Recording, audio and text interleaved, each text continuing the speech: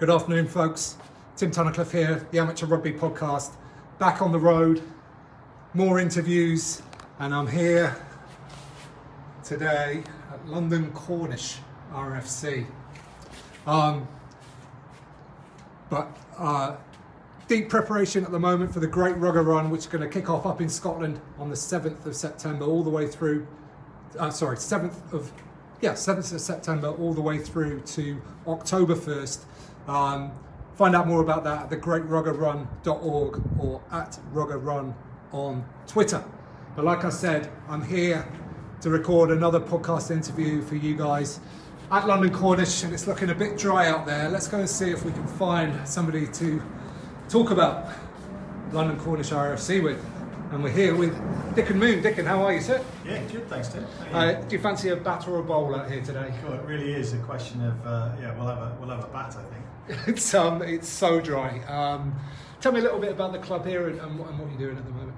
Yeah, so we were founded in 1962, so this is actually our 60th season coming up, and we've been at these grounds over 50 years, which are the Richardson Evans Memorial Playing Fields, which those of you that know your Sevens will know is the home of the Rosslyn Park Sevens.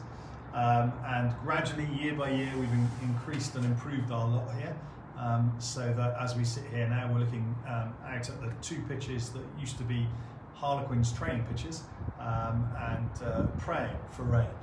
Absolutely praying for it. Okay, what type of things do you think we might have a little chat about in our podcast interview in a moment? Well, there are quite a few things, Tim, that both you and I share. So I lived in Cheltenham for a decade, so we can talk about that. Cornish rugby, where I began my Cornish rugby roots, if you like, and more about the club as we go into our 60th and my 20th season as Director of Rugby here as well. So all of those things are things we can cover. Perhaps also we can talk a bit about the league reorg that has impacted so many clubs, the state of pitches as we sit out looking at them right now, and on into perhaps some of the stuff banded around in the England camp right now.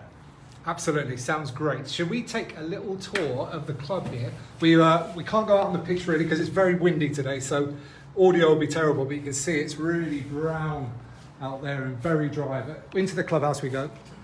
Yeah, so these used to be Quinn's changing rooms, so you'll see little things here and there, little clues that this used to be Harlequins grounds. This is actually our first team changing room, and this used to be the Quinn's physio room. This was one big room with the changing room next door, and as we go around, you'll see some of the colours reflect the fact that this used to be Quinn's ground. Excellent stuff. We'll miss that one out. We'll come down to some of the ones where there are a few more clues. I'm not quite sure why Ollie Cohen had his own little room there, but that's now our referee's room.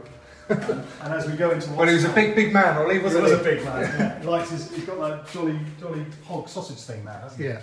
And then here we have some of the nameplates, and George Lowe obviously had to write his own one there, which was a bit tough on him.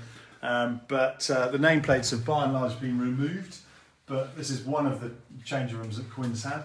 And as we go on in towards the shower area, you can see we've still got some of their original signage up, the fitness store. And just in case players weren't sure, they're obviously not that bright at Quinn's, the shower area is actually labelled here. No one wants to see things, but I do like one thing that the Quinn's did.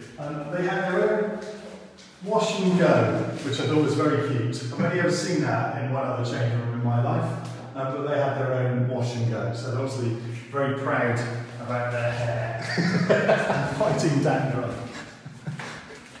Not battling the Quinn stereotype here, are we? No, not at all. Yeah, so that's our end of the change rooms. We're proud of this, and we look after it well for what it is. It's not perhaps the 5-star that some clubs are used to, but it's ours, and we're proud of it. Great, let's sit down again for a second. Okay, fabulous stuff. Let's go and record this interview, shall we? Let's do it. Okay, thanks everybody. Cheers, bye-bye.